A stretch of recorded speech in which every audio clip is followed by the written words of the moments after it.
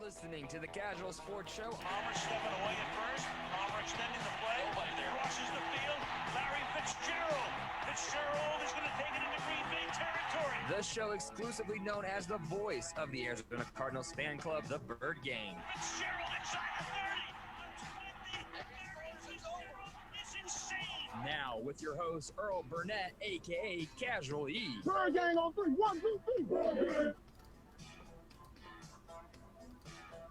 And it is another start of another week. And with that, of course, another week of the Kazual Sportz Show. I am Earl Burnett. Welcome back, Mr. Sean McConnell, on another from the Hollywood Square next to me. And we are the Kazual Sportz Show every night of the week, bringing you our perspective of what's going on in the Arizona sports and whatever else is going on in the sports world out there. Want to follow us? Go ahead and hit us up on the 4 outlets on social media: Facebook, Instagram, YouTube page, and of course, which one am I missing? Twitter. I don't even use Twitter. Google Plus, man. Google Plus. There you go. Let's start using Google Plus, because Twitter, I can't get, man. I'm just not a Twitter dude, but we're on Twitter anyway, and of course Google Plus and Anchor and every other place Sean has us on wherever you get your podcast from. Also, go ahead and download the mobile apps at the website at www.ksrnaz.com. And if you haven't done so, subscribe to both YouTube page and the website. What's up, my man? What day is it, man? I don't even know what's going on. Out of the closet, man, huh? Closet is clear. It is nice and cool in the garage, man. The man cave. Yeah, I just, I revel at how great you're doing at running the show, man, all by yourself, 5 days a week, like some crazy fool. Yeah, I must be crazy. Either that or bored, one of the two. Hey, we're all bored, right? Yeah, exactly. That's what I said. I got all this time now. I might as well do something with it. Right? But yep, it's about. I mean, I had. Of course, the Suns podcast thing had jumped off last week. I saw that. Shout out to Stephen Hunter. Absolutely, and it's pretty cool. It's just I gotta get used to doing shows in the morning now, at least on a Monday. So this is my second show today, which is pretty cool actually. But gotta get on that coffee kick, man. Ed was telling us way back in the day with the Neutral Zone, man, get that cold coffee, turn it into some cold brew, and you're good to go. Oh yeah, he sure was. I'm not much of a coffee drinker though. I'm only drinking like on occasions. I mean, when I'm in the mood, I guess, and I'm really hardly ever in the mood for coffee. I'm already hyper as it is. So. You? No. Come on.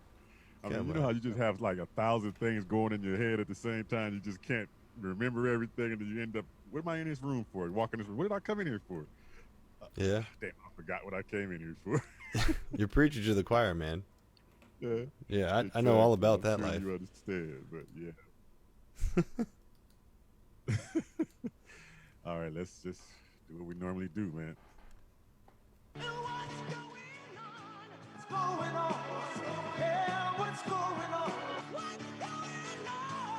In the Casual House. Man, a lot's going on in the Casual House sports-wise, but before I get into the sports, I mean, Friday night, you hit me on air with the Chadwick Paxson. I did. And this morning, on air, Steven hits me with John Thompson dying. I'm like, what the heck is going on? Why am I not informed? It's like, you know how you get so many of these dang on crank little fraud little type little things come up? Yeah. So, I mean, I didn't see John Thompson at all, but I didn't even I think I got all my notifications turned off because of all the people sending me so much garbage. So I turned them off. So I didn't even get the notification this morning. But I was going to say, you might have all your notifications turned off. It's like, huh? I was saying you might have all your notifications turned off. That would make sense. I turned them suckers off a couple of weeks ago. They were bugging the heck out of me. I mean, it was like all day long, just click, click, click, click. I'm like, nah, I gotta turn this thing off. But what else is going on? But man, coaching icons, Lute Olson, John Thompson, coaching icons. I mean, all in 1 week, man. It's just been, and then Chadwick, and then of course Cliff Robinson. I mean, it's like all in 1 week. Like, wow, it was a really Lute Olson. mentally draining week. So Yeah. But I like what Steven said this morning, that we all got to start paying attention to what we have today and stop, taking for granted that we're going to be here every single day. And he went out and said he went out and got to the doctor's office and made sure he had his colon checked and everything. He said, you better do it today while you can do it today. And I was like, yeah, I hear you, man. It's true. Yeah, but this is the world we live in right now. Let's go into what's going on right now. The Jaguars waived Leonard Fournette. That was a tough call. That's a tough it was. call. And it comes to show that, man, running backs ain't worth a damn these days. Not worth they ain't one valuable penny at all. I mean, that dude was pretty damn good on the field, but man, I was like, okay, so he's got to hit the waiver wire, of course, and a couple of teams on the bottom of the waiver wire will get the first shot at him. So you look at teams that are on the bottom on the waiver wire, you're looking at Washington, Detroit, and Miami. Of those three teams, who would you think would probably take him? I don't think Miami makes sense. They're trying to start over. Right. What was the second one you Detroit said? has a running back, don't they? Didn't they pick up they picked up a rookie. One of the really good rookies. Well, they took Balaj and then they tried to cut him and then he didn't. They traded him and then he didn't get traded. So I think they're stuck with Kalen Balaj. I don't know what they're doing. Yeah, because Detroit has Swift, DeAndre Swift. They got Swift from the draft. So yeah, I don't. It's got to be Washington then, right? Washington has a two-headed monster with. Oh no, Grice is gone because of his issues over there. So that leaves Adrian Peterson and one other guy. And I know you're not going to ride with AP, so it might be Washington. Yeah, he might end up in Washington if they don't pick him up on the waiver wire. He hits the waivers, because if they pick him up on waivers, they got to pay his $4.1 million. So, which is not a lot of money though for a running back, unless because he's still in a rookie contract, right? Yeah, I think so. For him to be that damn good, and they just dumped him. And then Jaguars got rid of the other guy. They traded Ndugwe, or whatever his last name is, the guy that's been trying to get out of there for the last year. Yeah, they finally traded him. The Jaguars are as much of a seller as the Diamondbacks were today. That's for darn sure. Oh, yeah. Boy, what's going on? Give me the update on that, because when I saw the Diamondbacks lose 8 in a row, I stopped watching. All right, so I got to give a shout-out to our friend of the Arizona Sports Fanatics, Zach Moore. It's his birthday today, first off. And second off, he summed it up perfectly for us. The recap of the Desert Fire Sale. So out, Robbie Ray, Sterling Marte, Andrew Chafin, Archie Bradley, Cash, and in we get right-handed pitcher, starting pitcher, start relief pitcher, let's see, Cash, 2 outfielders. I mean, nothing really moves the needle for me. This was a definite fire sale, and I mean, it looks like, we're not bringing in money because no one's going to games. Right. So I mean, if those trades had been done, what, a year, 2 years ago, they'd be some more valuable pieces coming back for them. But could be. Guys have not showed out, man. Especially Robbie Ray. Like, who the hell traded for him? Robbie Ray went to, man, it was such a Cubs, wasn't it? Mets, I want to say Cubs. No, Blue Jays. So Blue Jays. Okay, what did they see in that dude? Just a change of scenery? Maybe that's what they're hoping for. I don't know. Man, that dude, man, he was stinking up the joint, man. I'm like, wow. I don't see who would trade for him. No value, but they traded him somehow. So hopefully, what we got back for him would do something. Looking for some I'm pretty potential. sure they pretty much just closed it up for this season. They ain't going anywhere, man.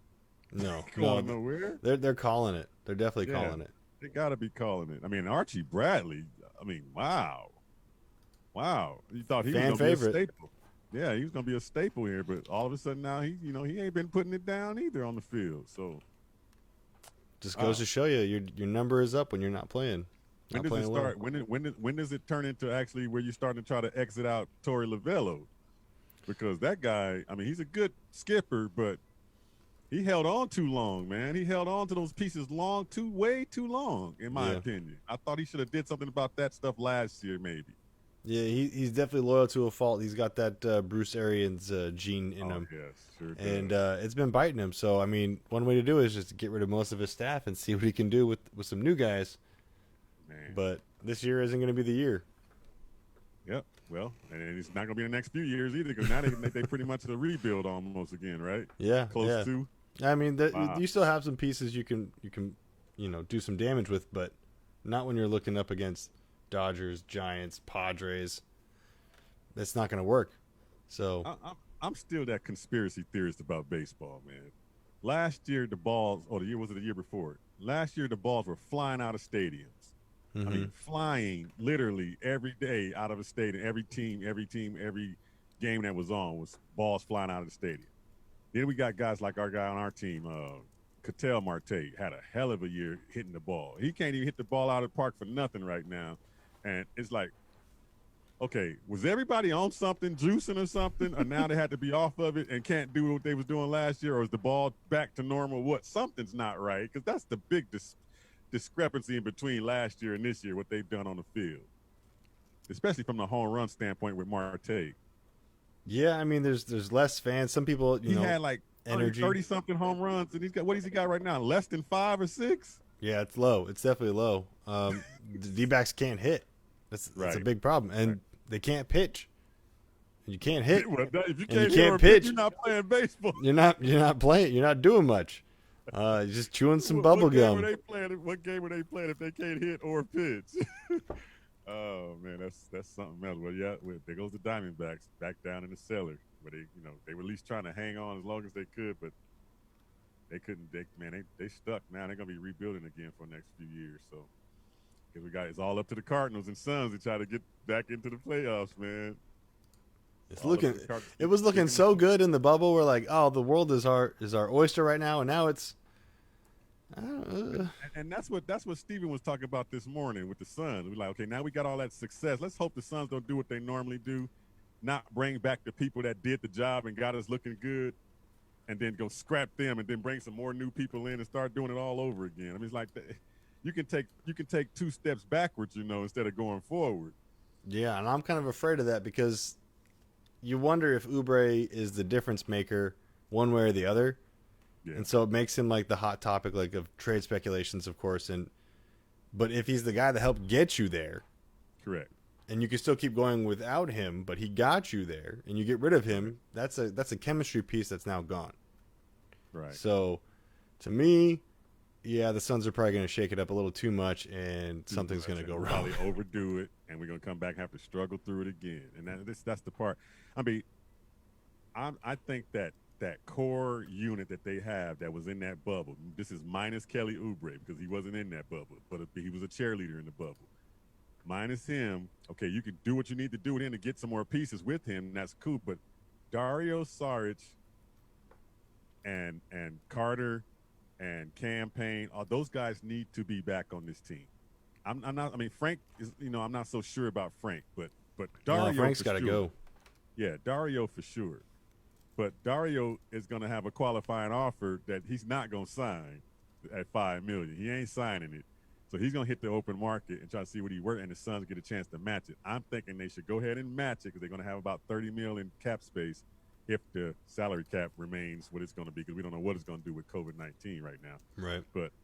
But sign him as your free agent in the offseason because he's doing the job. I mean, look at his numbers. Double figures in the bubble every game. Seven rebounds or so averaging in every game in that bubble. So why would you dump some guy that's got cohesion with the rest of the team to bring another guy in that has to learn and get used to Book and Ayton and all them again, like all over again? Because they have the word out that they have them going after Bertans from Washington. Right. And so I'm like, how's he going to fit when we got Cam playing some power forward, we got Dario playing some power forward, we got Frank, everybody's playing in that cluttered power forward and shooting forward area, and we keep bringing them in. It's the one piece that we want to work really bad. We really want this piece to work. We need a power forward.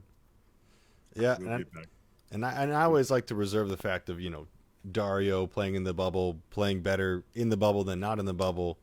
Is that you really think that's got something to do with it? It might. Is it the trend or is it just the outlier? I'm not sure, but I'm still a lot more intrigued with Serge Ibaka. I think he brings a little bit more flash, a little bit more defensive presence, and a lot more experience. So if it was me, I mean, you get a little bit of an aging Serge, maybe on a little bit less. You might save some money and get some more out of it. And a guy like Serge, Yeah, a guy like Sturge can calm down the storm, so to speak, when they get in that situation where they look like they overwhelmed. He's the kind of guy that can calm things down. Right. So yeah, I mean, I like that piece too. I mean, I like that. I don't know. I mean, the Bertans one, I don't think makes sense to me because I think you're just getting a little bit of an upgrade from Frank Kaminsky and a Right. downgrade from Sarge. So I mean, to me, going after that guy would be kind of like confusing. Could be. I There's mean, another. especially when you know he wants 15 to 20 mil. Right. He's gonna Right. probably cost you that. There's another one I like too. Derek Favors is on the board. That dude is always available. What's wrong with him? No, seriously, why is he always being moved? He's always in the trading spot and always on free agency. Why is that? No, it was Utah from 2010 to 2018. New Orleans is just 2019. He gets Really? talked about a lot. Maybe that's what it is. Who was that? They went to the Lakers. I'm getting him mixed up with the other guys. They make a lot of moves now these days. The Lakers. Shout out to Jay and his Lakers. Yeah, well, I think they signed somebody in the before the bubble. One of those guys, Favors. No, it's not Favors. It's another guy that's always moving around. Michael Beasley? I think it was Favors. No, he's on Derek there. Favors is on the Lakers right now. I'm Are pretty you thinking sure. Dion Waiters? Oh, Waiters. That's the guy. That's the Shooting one that guard. Yeah, that's the one that gets to me. All right, yeah, I get them two kind of. Those are two Avery Johnson guys. I remember both of them. Waiters, Avery Favors. Johnson Yeah, I get it. guys. Yeah, I can see the mix-up. I got Derek Favors. But I want to jump. We're going to get back into the Suns thing in a minute, but I want to jump also on something that may be enticing for the Cardinals. Uh-oh. And that's the Raiders cut Prince Amukamara today. Maybe we bring that guy in, the experienced guy, another experienced guy. I mean, but from what I'm hearing in camp, they loving Drake Kirkpatrick. So two vets in that spot would not be a bad idea, but he's going to cost you 1.1. I mean, about $1 million. I don't think that's bad at all. I mean, Do we have the room? He got cut from the Raiders simply because their rookie is balling out right now and doing the job. So they just cut the guy that was the vet. So it's not like he's bad, a bad player. He's a vet sitting out there that's pretty high on the charts up there on the cornerback chart. So I would think that Cardinals would probably get a look at that guy if Kirkpatrick's not, working out. But it looks like he's working out. So. Yeah, if they got the room, I say go for it because CB2 has always been a thing that's been a problem for the Cardinals ever since 2015 when that great secondary left. Yeah. Man, and now you're almost to the point where the one that you've been trying to get over there to team up about to be gone. And Patrick might not be here that much longer. That's true. By the time we're going to be needing two guys. Need QB1. Yeah. Wow. Man. All right. What else is going on that we can talk about here? The bubble, man. You gotta appreciate what Murray and Donovan Mitchell is doing in that bubble, man. They're playing like their lives are on the line. You want to talk about conspiracy? I think somebody widened the baskets or something because them dudes can't miss nothing. I mean, shots going in from 3-point are not supposed to be going in at that clip. I mean, they just hitting everything they letting go. Both guys. It's like, what the heck is going on out there? Something I mean, in is the less water. of a crowd that effective in the games now? It's something in the water, man. I guess so. Man, I was telling Steven this morning, I said, man, this game kind of reminds me of that duel against with Carter and Iverson back in 2001. But this one outdoes them. Both these dudes got 2 50-point games. I'm like, damn. It's just back and forth, man. But you do know that it is playoff time, and all the ejections and the testiness and all that stuff is starting to jump off now. We saw a couple of guys get ejected. We saw one of the Morris twins, I believe it was Marcus, try to karate chop Luka going through the hole because he just got pissed off that Luka was eating him up. I mean, all series long, Luka eating this dude up, and he just got frustrated and started, trying to take him out. Which is pretty much what they do. Why else do you think I gave you the Morris twin bobbleheads now that are sitting behind you? They ain't up back there either. Oh well, you got one marquee and made that the Morris twins. You got two marquees and made that the Morris twins. Oh, okay. You had the two, right? They They came stick as a package. Yeah. Well, no. I never really looked at it. I never really looked at which ones they were. I just thought it was one, and you just had two of the same one. No. They're supposed to be the different ones. Both of them had their heads missing, so they just like in real Oh, life. well, yeah. I think the heat melted the glue. That's.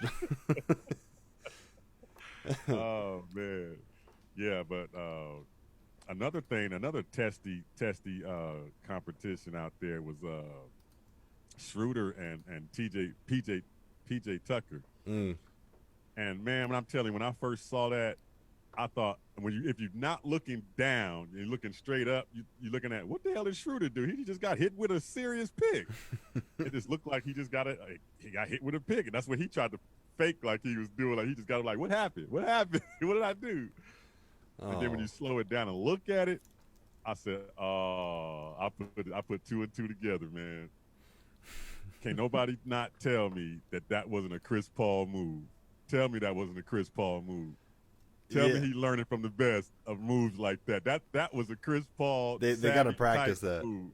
Yeah, because you can tell, you can just hear it right now. If he want to open his legs wide like that and come out wide, and he giving you the target, hit the target. That sound like a Chris Paul type of play. Yeah, but we have not seen him do stuff like that. Shout out to former Suns just getting in scuffles left and right. It's just I know, man. Yeah. That's about what's going on. But that was a Chris Paul move to me. He's teaching them young cats, but he got caught on camera. He fooled the refs though. He fooled everybody until the cameras. That's all that matters. You can't change it back later. Right. But we got the second round about to jump off. Lakers, Rockets, Clippers, Denver or Utah, Bucks, Heat, Celtics, Raptors, and I'm telling you, in the East, Boston and Miami are going to be tough to beat. Oh yeah, they might end up in the Eastern Conference Finals together because they are playing some serious ball right now defensively. Both them teams. So I don't see Milwaukee getting past Miami because that supporting cast doesn't support Giannis good enough to me. Right. I mean, you look at Miami; they're just built differently. There's just the grit overlies everything with them, and with Milwaukee, it all flows through Giannis. So I think this series might go to a 7, but this is going to be an insane series. I think it's going to be 6. I think Miami going to take them out in 6. Woo. I mean, I watched that game today. It's like, wow, those other guys that are with Giannis just don't have it. I mean, they overrated Middleton big time. That dude is not what everybody think he was. He's just a shooter. He's not nothing outside of that. And when you're not shooting well, you look like just like a role player like everybody else. Mm. And they don't look like they supporting him enough. He's doing it all himself. He's trying to do it by himself. I mean, where's Bledsoe at? He shrinks in the playoffs anyway, so we ain't worried about him. Well, we never knew if he shrank or not because he never been there. But Middleton dropped 28. Oh, yes, but I mean with the Suns. So Middleton dropped 28. How much today? 28 in that loss. He must be on shooting today. But I guarantee he ain't going to drop 28 the rest of this season. Yeah, we'll see. He needs those to. Those 8 teams that are left, 6 of those teams are good defensive teams. The 2 that are out that just don't play defense is going to be the Rockets and whoever Utah or Denver comes to play the Clippers. Yeah. I mean, so if you're not a defensive team by this time going to the second round, getting to the third round and then the championship, you're not going to make it. And I don't know. Houston might as well go ahead and end it because there's no way they get into no championship the way they play. So yeah, I can't stand the Rockets. Houston is just built great for the regular season, great for random statistics, but when it comes to playoff time, I just don't see it. I don't either, bro. I don't either. We're going to take a quick break here. We're going to come back and find out what was going on in that red and white scrimmage and how they got us all hyped up to go watch, and there wasn't nobody out there. You're listening to the Kazual Sportz Show. Earl Burnett, Sean McConnell. We'll be right back. We're going to talk some Cardinals when we come back, Bird Gang, right here on KSRNAZ.com. Stick around.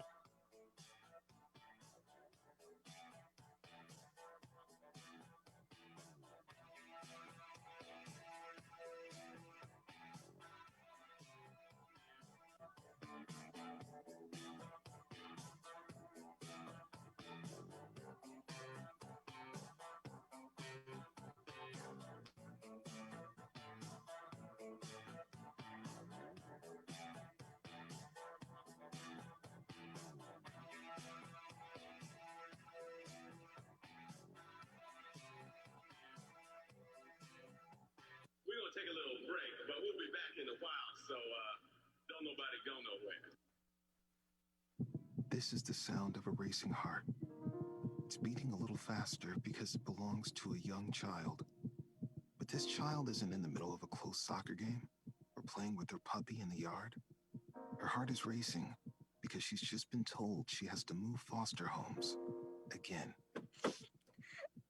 Change a child's story. There's a child waiting for a volunteer like you. Learn how you can help at casaforchildren.org. Hi, this is Ed Smith, host of the Easy Sports Talk Show. In addition to hosting the show every Saturday, did you know I'm also an inspirational and motivational speaker? Utilizing life experience in my 15-year professional sports career, I offer programs to a wide variety of audiences, tips from the locker room to the boardroom and beyond. Whether you're a corporate executive, sports organization, or faith-based organization, Ed Smith Speaks can customize a team-building, motivational, and inspirational program to fill your needs. I love to come inspire and motivate your group to create lifelong shining moments. To learn more about booking me for your event, visit edsmithspeaks.com or contact me directly at info@edsmithspeaks.com. When was the last time you had your awnings cleaned? What about the oil stains on your driveway? Majestic Services has you covered. They're your pressure washing and window cleaning experts. With over 11 years of experience, they'll provide you with a free, no-obligation quote for your awnings, driveways, stucco, concrete, asphalt, pool deck, stone, and more. Give Matt a call at 602-881-8228. Commercial or residential, let Majestic Service do your dirty work. 602-881-8228.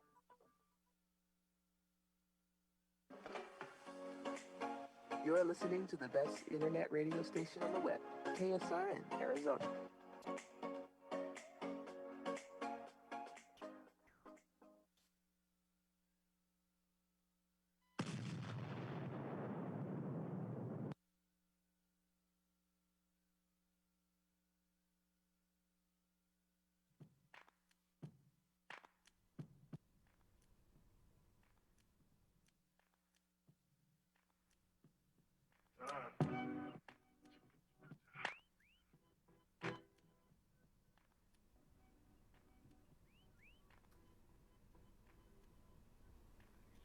Welcome back into the Casual House, Bird Gang, Suns Nation, and all the sports fans out there in the Valley.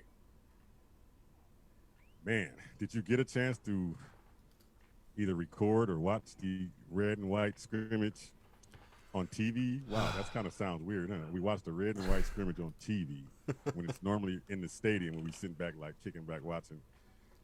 I didn't get to see it. I didn't get to. Well, you didn't miss nothing, trust me. I didn't. Thing. Cool. Because when you think about it, when they put it on TV, it was basically like you were actually sitting at the stadium. It wasn't no different from what you would see if you were sitting at a practice. Nothing, no different. The red and white and scrimmage, to me, it's never really an actual game. It's just like they line up on a 20-yard line and do some plays. Not a game.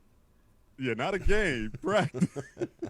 50-yard line in, and they just go. And it's like it just felt like it was a practice. And that's what it's supposed to be. But they did have contact, though. It was full contact. But I had it on DVR and I missed it at 8 o'clock, came back around 2 a.m. to watch it. Like, okay, I'm going to get to see what happened, bust this thing. Saw Larry and them practicing, getting ready for it. Kyler was out there throwing a right.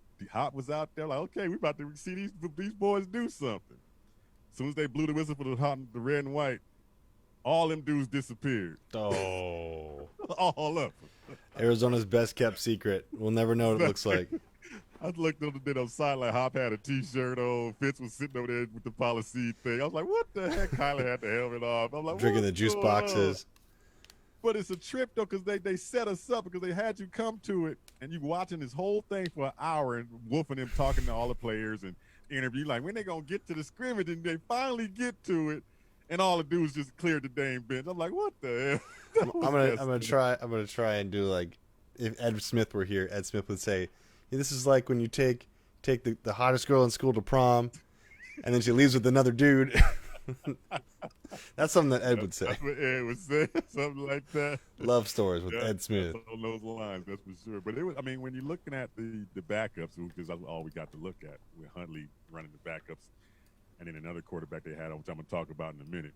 But Huntley and them ran the backups, and they looked okay. But if you want to talk about who stuck out, Now we got to keep in mind this is the second and third team, but so what?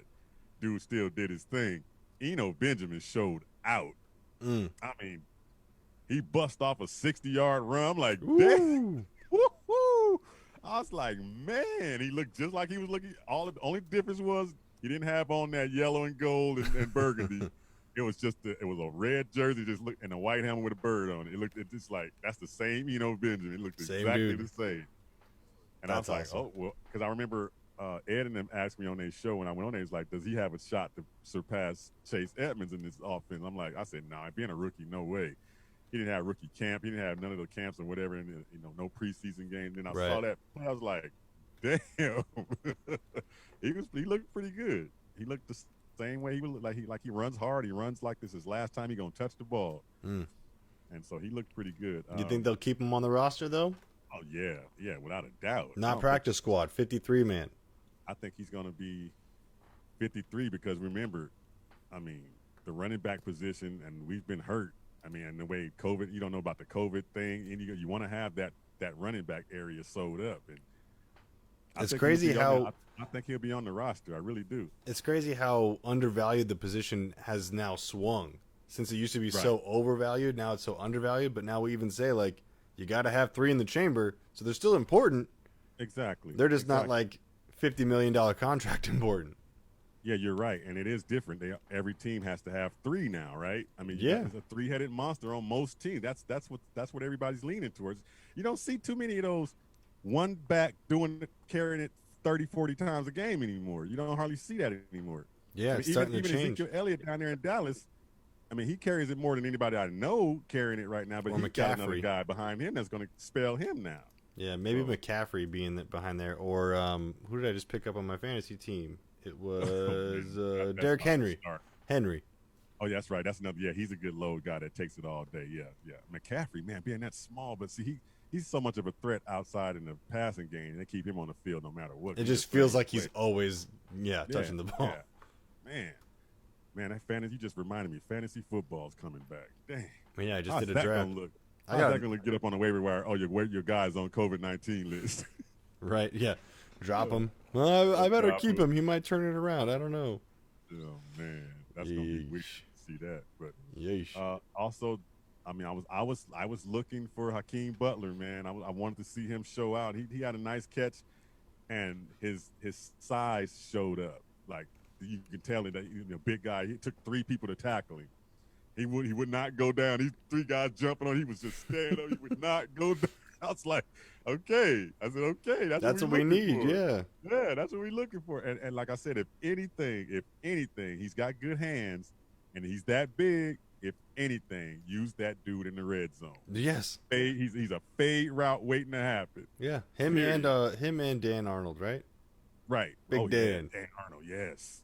I think he's going to have a breakout year, to be honest with you, at tight end. I think he's going to be the more seasoned or tight end is going to catch the most balls rather than Williams is. I think it's going to be Dan Arnold. If not, it's nothing new. We've never had a tight end that just lights it up. So if he does anything, we'll be surprised. Man, something just dawned on me, hit me. If Leonard Fournette doesn't go to Washington, he's going to end up in our division, huh? Oh, probably. Either Seattle 49ers or LA is going to pick him, especially LA right now. Who's their running back after getting rid of Gurley? Oh, didn't they have what was it? Armstrong? Yeah, see they got a bunch of guys doing it by committee, I'm pretty sure. So they get a guy cheap like that come in, turn that whole thing around. Now you got to matter of fact, I can almost guarantee Pete Carroll's licking his chops right now to try to go get him. No, I think he's just chewing more. He's chewing more gum. He's licking his chops. Okay, there's another battle, of course, going on in the camp for right tackle, and Justin Murray, Kelvin Beachum, and of course the rookie Josh Jones. I don't think Josh is going to be ready. Cliff Kingsbury has already alluded to it. They don't want to throw him in the fire, so he's not ready. There's no way he could be ready without having the camp and without having all these preseason games, and you can't just throw a guy in there and expect him to protect your quarterback. Right. So he's gonna take some time for him to get up to speed. But the position is between Beachum and Murray. And when I look at Murray, I go, well, doesn't he have the upper hand? I would think, because he played 12 games last year, and he knows the system. He's been in it 1 year already. Yeah. I mean, not that it's that much of a system that, playing right tackle is going to look the same in any system, I'm pretty sure almost. It all just depends on what running scheme they're doing. But I mean, or what passing scheme they're doing. So I guess it is different, I guess. But Beachum, 99 starts in his career, so he's a more seasoned vet over there. And so what would you lean on? A guy that's been in the system young and he's been there a year? I mean, he might just progress to his second year, or do you want a veteran in there that nothing's going to surprise that veteran? I would lean towards saying Beachum first, just because Murray can go left if we need him, and we kind of need him to go or guard even. I mean, we need him to. Oh, that's right. They say he's very versatile. He can play guard. He's like the sixth man of the line, I think. Right. He's your Band-Aid, right? And then Josh Jones is obviously your future. So I would say Beachum 1, Murray 2, and Beachum and Murray might be playing at the same time, just depending on what happens, what shakes out in the season. So I would say Beachum first. Offensive line looks like it's in a pretty good. Hey, knock on wood. Come on now. Yeah, offensive line looks like it's in a pretty good position right now. I mean, we look pretty good. I mean, even the depth behind the starters look pretty good. So, I mean, let's hope that all stays healthy. I mean, after, of course, we losing Marcus Gilbert, opting out. Right. But the word around camp is that Beachum is looking pretty good and would probably be that guy to start. That's just a word around, just by if you had to look for yourself, check around who's reporting what. It looks like he's showing out more than Murray would be showing out right now. But still not bad to have Murray, too, because like you said, he can go into guard in case somebody needs to be, goes out, spell a guy here and there, and he can play guard. So they got those pieces pretty, they're sitting pretty right now when it comes to the offensive line. Let's hope it can stay that way. Another noticeable thing that you probably are going to trip out when you hear this one. This is a copycat league, right? Oh yeah. And so, we know what the New Orleans Saints are doing down there with Kasem right behind what's that guy's name? What's his name? Kasem, is that his name? The quarterback down? Kasem, whatever his name is. Yeah. Yeah, the quarterback that's behind Breeze that everybody's thinking is supposed to, be the next guy, which is not. But they use him as a special teams guy, a receiver, do whatever they want to do with this guy. This guy that's third string for the Cardinals is exactly that. A Taysom Hill, yeah. So Chris Streveler. Yeah, he is exactly that. And I'm not saying he's that for the Cardinals, but I'm just saying they say they're going to use him on special teams. I'm like, okay, but when I watched him, he looks almost identical to that guy in New Orleans. He does look a lot like him, yeah. I mean, identical. He looks almost body shape and everything looks exactly alike. I was like, we got our own little Taysom over here, so we just gonna copy it in. If it's working for them, why not? Why can't it work for us? Yeah, I get this, Earl. He's 6'1", 216, and Taysom Hill is 6'2", 221. So yeah, they're pretty darn similar, if you ask me. One's wearing number 7, the other one times 2 plus 1 wearing 15. What the heck is going on? Hey, but this kid put up some sick numbers in college and in the Canadian League. I mean, when I say sick number, I'm talking about from a running standpoint. This dude put up like 1,500 yards running and 20 touchdowns in one season. He ran the ball against those hosers, eh? I'm like, whoa! So he can run the ball. He as a matter of fact, in the red and white scrimmage, he scored a 30-yard touchdown on the quarterback. Come on. We can't look at that in a red and white scrimmage. No. But I'm just saying the RPO, running the RPO, he's not afraid to run. Is what I'm saying. I get that. Of course, it's in a. Yeah. Yeah, it's definitely in an easier setting. Of course, it's a third string team, but I'm just saying, if you use him on special teams and he can still break tackles like he was running. I mean, you can't just throw away that a guy runs for 1,167 yards and 22 touchdowns as a quarterback. All right, I'll give you. Can't overlook that. I'll give you this: if he scores a touchdown this season, I'll owe you lunch. I'll owe you lunch because it's gonna be so obvious. Cliff can't just suit up 3 quarterbacks; it'll be way too obvious. But I'm not saying they're gonna suit him up at quarterback. I'm saying they might just put him on a special teams unit. Right. Yeah. If he scores a touchdown, I owe you lunch. Yeah, and use his skill set on the field, not his quarterback. We know we sold up with quarterback 1 and 2, so we're not gonna need this guy to be on the field talking about taking those snaps. No way. That's way off. I'm not even nowhere near trying to go there. No way. But I'm talking about bring him in as a slot guy maybe to run a trick play, or oh my goodness, on special teams running a punt return on a trick play, something. They're gonna get this dude on the field. He's physical.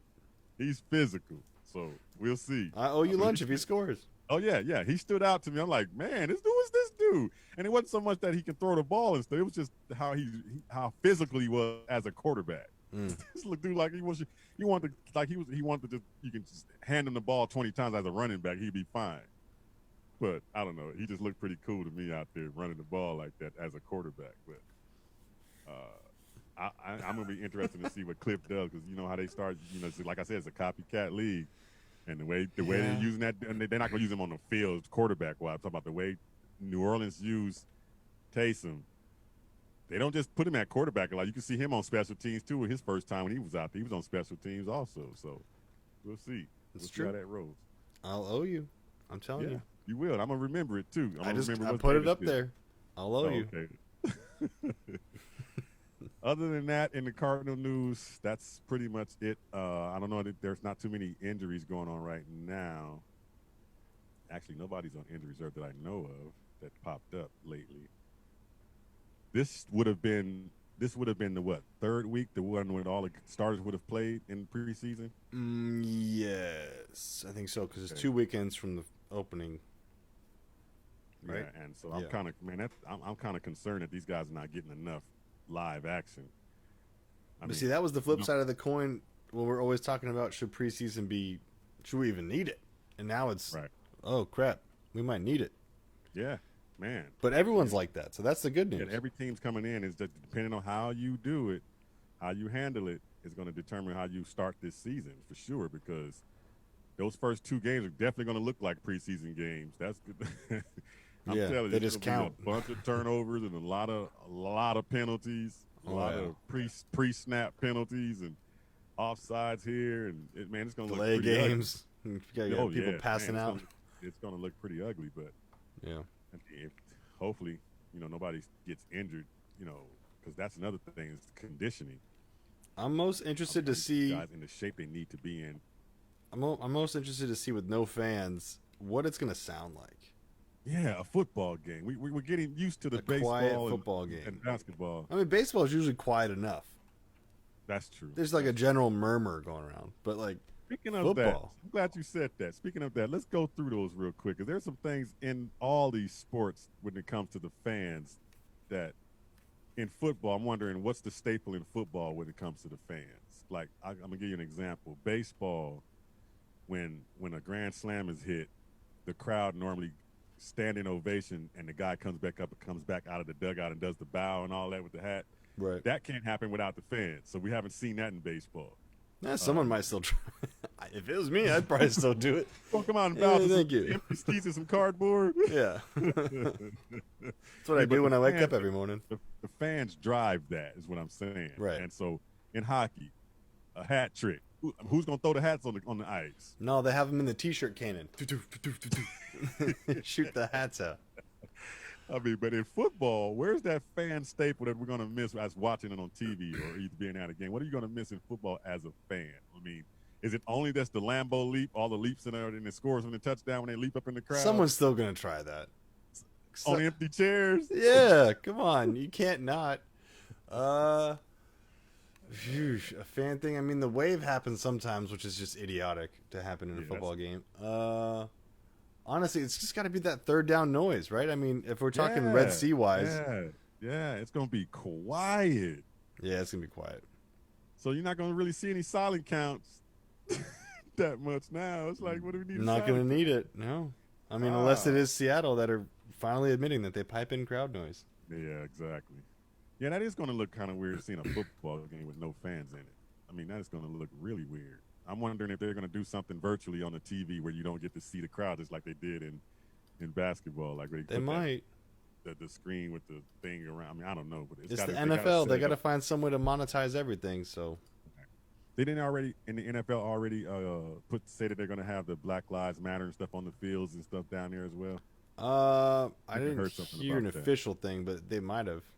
Yeah, so that means if they're going to do that, they're going to try to keep your eyes off of knowing that there's no fans there, except Kansas City. Kansas City letting some in. They saying on opening night they're going to let. I think it was how much? What was it? 20% or something like that of the fans coming in, or something like lot. that. Yeah, that's a lot. A lot of people though, man, and they're going to be socially distanced in the seats throughout the stadium. So someone who usually gets the front row is now in the third deck. Like, the heck did I sign up for? I mean, their reasoning is because that's the night they're supposed to get their rings and celebrate their banner going up, and they're gonna be like, it's gonna be dead silence in that bad boy with no fans. Yeah, you did it. Yeah. So I guess that's cool. I mean, I don't know, but I mean, if it works for them and they're not the cause of breakout, spreading around NFL, it might be. And then everybody might try to start doing that, putting a few fans to at least cover the front of the camera screen. And that's going to be the awkward part too, right? Because it's all state to state. I mean, everything's been dictated by the state governors. Right, so right. One state, like say Arizona might be cool with it come October, November. California's still not going to want to do it. Like that's just kind of how these things are going state to state. It's totally different. And so there's no equilibrium. So now you might end up having, like, say, if it's a California team coming to Arizona, California fans coming to try to get in. Right. So that still sucks. Whatever happened to? Yeah, it does really. Whatever happened? I thought California wasn't opening up anything, and then 49ers were going to open here at home. Remember what happened to that talk? I think the NFL told them to stop being stupid. It's not all about you, and do it at your own stadium with no fans. You big idiots. That's what they said. Yeah, you big dum dums. Go play at your own stadium. Get out of here. A lot of things gonna change on the fly. Yeah, a lot of stuff as this thing goes through COVID-19. It's gonna keep changing on the fly. So that's true. But let me see. I guess that's about it for Cardinal talk. When I think about going back on the Suns, what they did in that bubble, I think, like I said, first of all, before I get into that, the Suns are the 7th team in the league that has the most cap space going into next year. The 7th team with the most cap space. So that, of course, is with this salary cap going into next year. We have no clue what it's going to look like. Right. But it was projected at 115. And so we're sitting with a salary for 10 guys, 9 players, and then the number 10 pick. If you allocate the number 10 pick about 4.5, you put that with these other 9 guys, your salary for next year is about 85.3. So at 115, 85.3, yeah, you're somewhere in the 30 range of cap space, which is, I guess, good. Yeah, I mean, the one problem is that the NBA's got the most bloated contracts you've ever seen in your life. So that might just be one dude. All that money is just for one dude. Right. This is why I like to talk the salary cap stuff when you're on, because you got a better grip on this stuff than I do. And when I'm looking at it like, man, if they spend, 15 mil on getting a star player or something, 15, 20 mil, that's all the cap space for one dude. Yeah, pretty much almost. Yeah. So you better make sure that better be the guy. Yeah, no screw ups. No Michael Beasleys. I mean, because remember at the beginning of the week, they had rumors that the Suns were looking at Fred Van Vliet from the Raptors. Yep. And then I said, okay, well, could that make sense? Yeah, that would make sense. But what's that going to cost you? That's definitely going to be that 15 to 20. Pretty much that much, yeah. Yeah, that's the cost.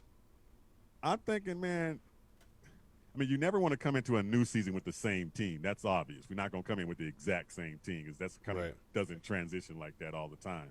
But the foundation that was in that bubble, let's go with the foundation.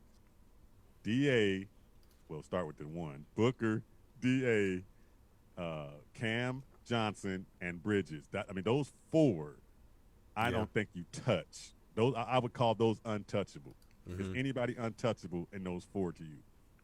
No, I get that. Those four make the most sense, right? I mean, if we're being logical, obviously, if we're being emotional, we're going to say, even campaign, Right. Javon, the untouchables, all of them. We love them. But except for Frank Kaminsky, you can go. But everyone else is untouchable. That doesn't work that way. And then now those guys that I gave you are the guys that are under contract, so we're good. They're going to be there. They are literally, you can't touch them. If they don't do something stupid, right? Yeah, if they don't blow it up for the chance to have AD come into a meeting. Like, that's not even worth it. But there's 3 guys that are going to be on free agency in some way next year, or may not be able to come back depending on salary. Right. That were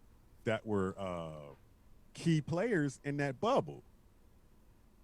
Dario Saric was a beast in the bubble.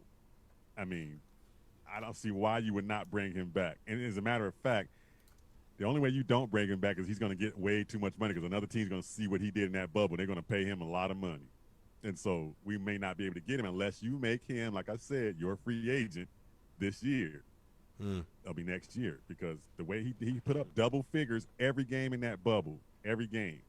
So, and it's not, he wasn't selling for that 3-point shot. He was banging in the paint and rebounding. Right. And so that's what we need. And so then there's another guy, Kaminsky, with the team option of $5 million that may not get picked up by the Suns, but I think they may not pick it up. It won't. And so he was not as important in the bubble, but he was still part of it, but not as important as Dario was. Yeah. And then another guy, Javon Carter. That's a tough one. Qualifying deal that he can keep. I mean, that we can match. 1.8 is what he's getting now, but he's going to go out in the free agent market. I'm pretty sure everybody sees what this kid brings to the table. Yeah. Especially a playoff team. A playoff team already a couple of steps away. Just need another point guard that can D up real good and give you energy. Somebody's going to pay this kid. Yeah, you want a 25-year-old Chris Paul attitude guy? Exactly. Go for it. That's the guy. And no one in Phoenix would blame him otherwise, because he deserves what's coming to him. Exactly. And it's hard for Suns fans to justify keeping all these point guards, especially if you are bringing in a Fred VanVleet. So exactly. That would be tough. Which reminds me, if we did get Fred VanVleet from the Raptors, what would you do with Rubio? You're not going to have him as a backup. Is VanVleet a starter? Because he's not a starter in Toronto.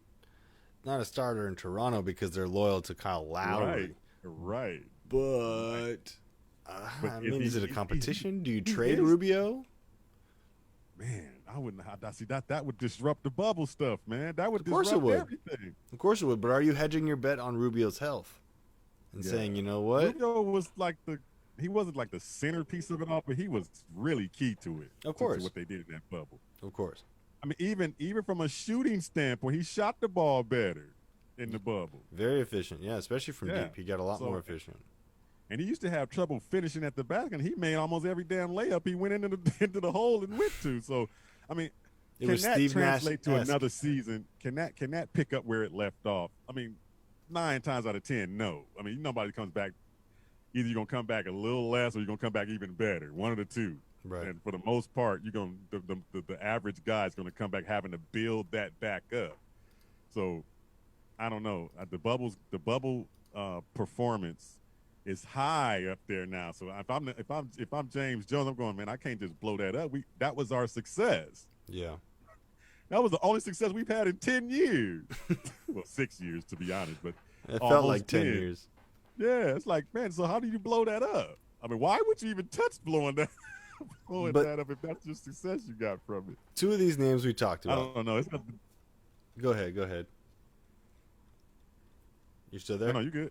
All right, so there's 2 names that we already talked about, but those are the 2 that I definitely want us to target if we can: Serge Ibaka and Fred VanVleet, right? But I'll throw another name in there too, because these 3 names, if you can get 2 of these 3 or all 3 or however you're going to make it work, this propels you into that next stage, I think. So you get Serge Ibaka, Fred VanVleet, and Andre Drummond. You all of a sudden just beef up the defensive side of the ball. Hell yeah. I like that. And they've turned it into a defensive team right now. Again, they're getting better on defense anyway with those long forwards. Right.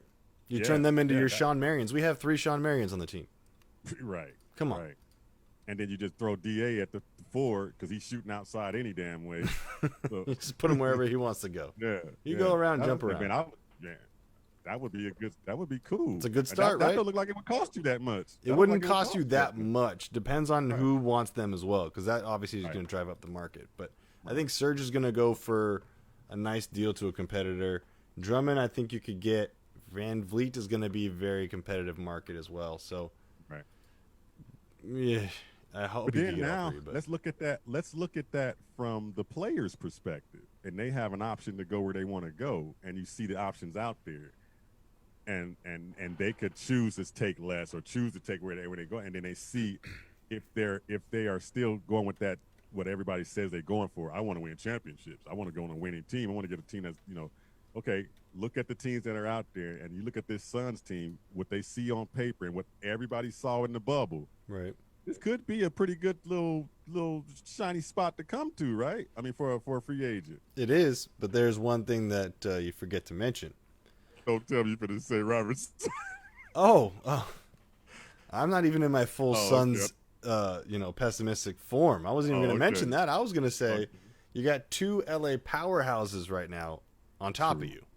True. 3 if you count Golden State finally being healthy and whatever they're going to look like next year. Oh, yeah, that's right. So that's a hard division.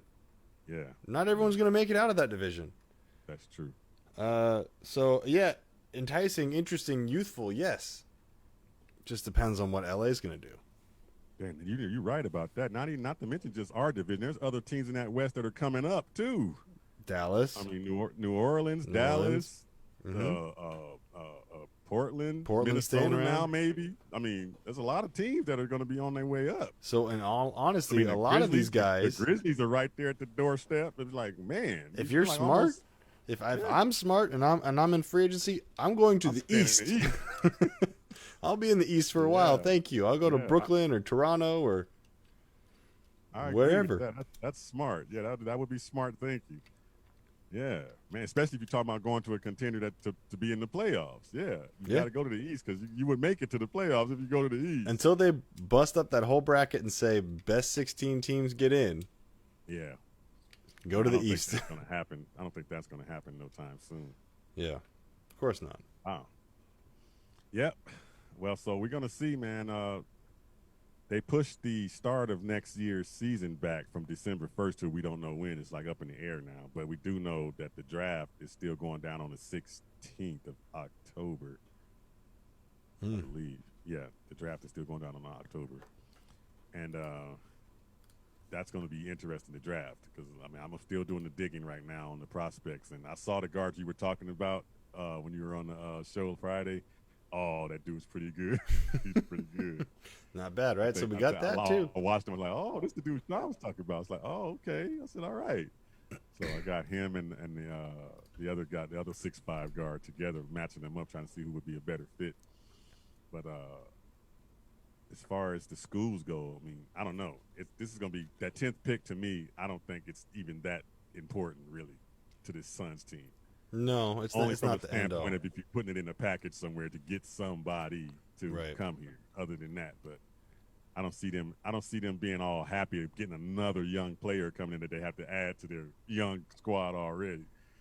You know, it's like, man, so package that thing up. Hey, you foretold something right before we leave though. Westbrook, costly turnover. OKC beats the Rockets 104-100. Game 7 coming. All because guess who poked the ball away? Well, he didn't really. Actually, he didn't poke the ball away. Chris Paul was like in the area, so I'm going to say he poked it away, even though he didn't touch it. Chris Paul forced Game 7. That is my favorite point guard in the league. That guy. It's a monster. Borderline dirty players, but still he'll never get called dirty. But yeah, borderline. That's my point guard any day of the week, man. I'm telling you, that dude is amazing. I knew that series was gonna go to 7. I knew it was. Yeah, that's a crazy series. It was. And I'm hoping they can pull it off and beat that team. I do not want to see that Rocket mess in the playoffs no more. I'm tired of it. I'm tired of seeing them jack up 67, 73s in a game. That looks like a gym class. Yeah, it does. And it doesn't look good either. It's like the YMCA gym class, whereas like the Warriors are like some better gym class. You know how when you was on your basketball team or just playing in the gym and everybody's in line shooting the half court shot, and everybody's trying to see if they can make it. Ka-tung. That's what it looks like on the Rockets right now. Almost had that one. Ka-tung. Yeah. Yeah. Oh, I'm hot. And you get hot for a moment and then Ka-tung. it moves off. Yeah. Like, man, that stuff just don't look. Where's the defense, first of all? And then second of all, where's their half court game? The Rockets get up on teams like 15, 16, 17 points. The other team never panics because they know at some point they're going to keep going fast. They're just going to keep going real fast. And when you get a lead 15 points, slow the game down. You might win some more games. You milk it. But that's not Mike D'Antoni. No way. Pedal to the metal. Threes are better than twos. But that is our time. Monday goes by so fast, but it's the start of the week.